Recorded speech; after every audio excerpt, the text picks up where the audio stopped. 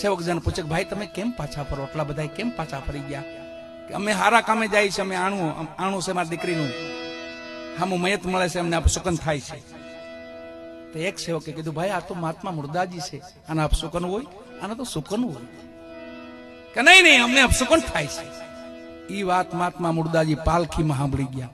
દેહ છોડી દીધો તો છતાંય સાંભળી ગયા અને કીધું ભાઈ ઉભા રહ્યો, શું વાતો કરો બધા, આવો અહીંયા.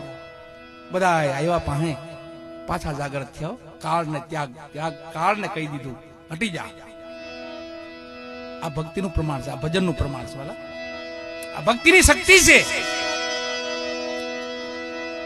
શું વાતો કરો ભાઈ? કે બાપા વાતો તો એવી કરી છે કે આ 5-25 માણસો છે ને એને તમારા આપશોકન થાય છે.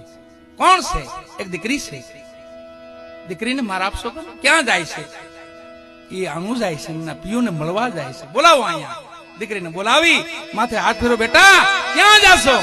તો બાપા હું તો મારા પિયુને મળવા જાઉં છું. એમ?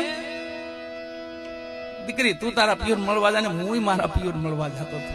પણ એક કામ કરી બેટા, આજે તું જા ને કાલ હું જાય.